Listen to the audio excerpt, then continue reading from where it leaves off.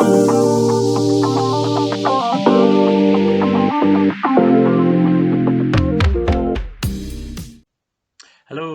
welcome back to my channel. So this is my October 2022 mortgage overpayment update.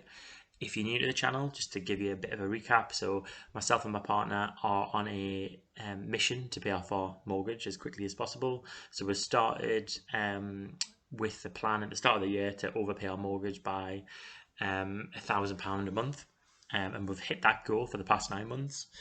And yeah, I'll take you through the October figures.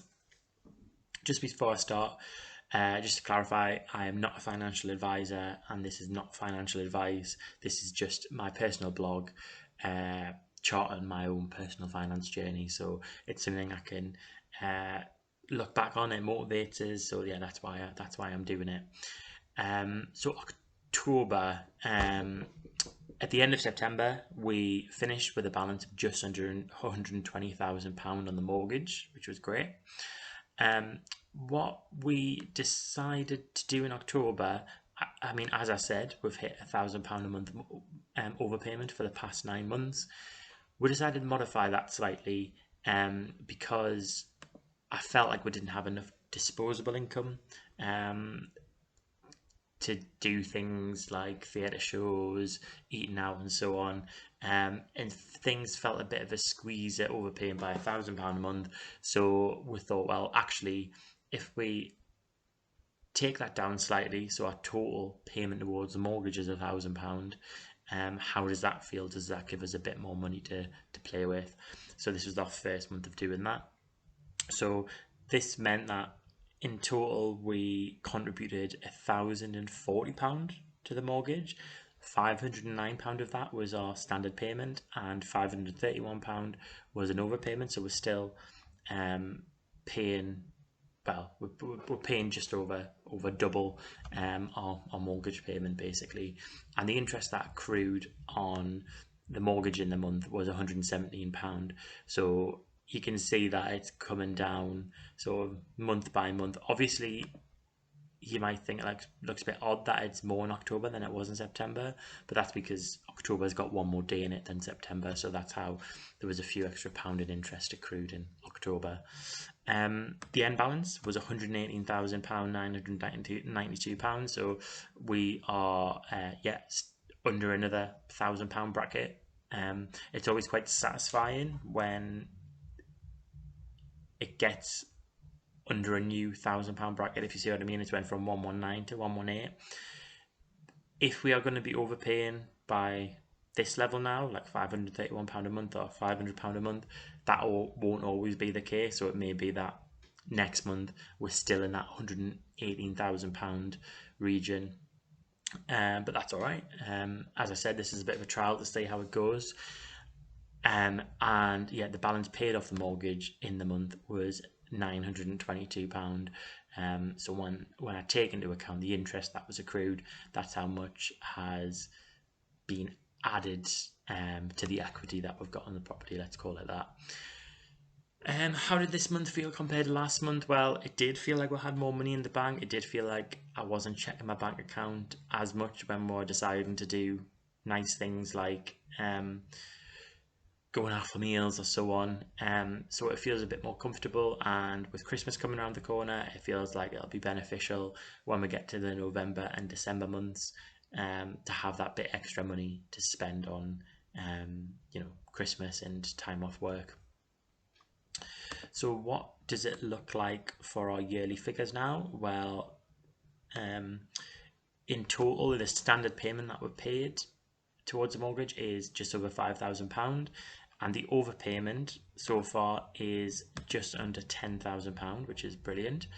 The interest that accrued, and that's coming in at £1,200 so far, which I've explained a few times in my previous videos, but we've just locked in. Well, we locked into a mortgage interest rate last year of just over 1%.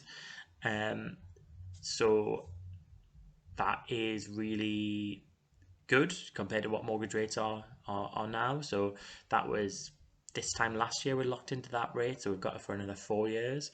The Bank of England rate now is 3%, so it'd be quite difficult to get a interest rate at the moment that's less than 3%, if not impossible. So it's really good that we've got one that's just over 1%. So really, really lucky, because as you can imagine, if we had a 3% interest rate, for example, this would more or less be in the £3,000 that would have accrued in interest, rather than just over £1,000. And yeah, the final balance at the moment is under £119,000, and the balance that we've paid off so far this year is just under £14,000. So yeah, the balance paid off in the year is ginormous compared to what the previous years the balance I paid off. So if I didn't overpay at all, the balance, well, would pay £6,000 towards the mortgage, because that's £509 times by 12, and £1,500 of that would be interest. So that would leave £4,500 coming off the mortgage. So because we've decided to overpay by this much, it's like, I'll say we've probably paid triple, 3 times off the mortgage than what we would have done if we hadn't overpaid at all. So it's really, even though we haven't officially knocked years off the mortgage at the moment, because my terms remain the same at the moment. I haven't decided to take to reduce the term. It just reduces the balance at the moment. That's the way I'm overpaying.